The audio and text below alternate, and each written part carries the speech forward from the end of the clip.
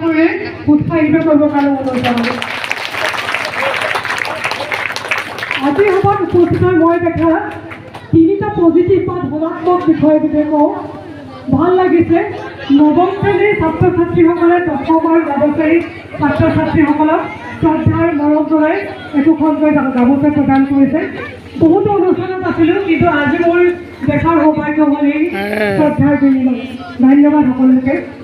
2 number কওঁ, যি দুগৰাকী ছাত্ৰীয়ে ইমান জনতা নোহোৱাকৈ ইংৰাজীত বক্তৃতা প্ৰদান কৰে।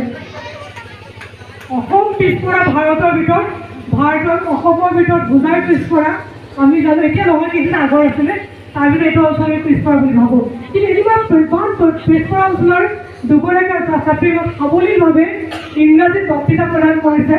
মই সেইকাৰণে উৎসাহিত হৈ আজি নেশ্যনেল গাৰ্লছ হাই দিনাখন দুয়োগৰাকীকে মই 500 টকা প্ৰিন্সিপাল ছাৰহঁতক দি থৈ যাম, তোমালোকে গ্ৰহণ কৰিব।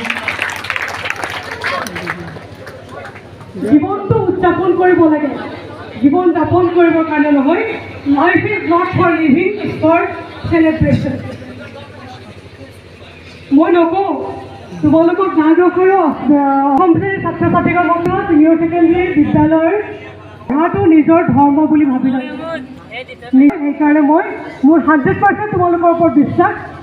দুষ্টামি আৰু ঘৰৰ কাম সকলোখিনিৰ লগতে পঢ়াটো আগস্থান দি তোমালোকে কৰি নিবা, কৰিবানে? মোৰ বিশ্বাস। আৰু প্ৰথমতে কওঁ, আজিকালিতো যোৱা বছৰৰ পৰা মেট্ৰিকত 3টা স্থান দিছে আৰু হায়াৰ ছেকেণ্ডেৰীত ছাবজেক্টৰ হায়েষ্ট।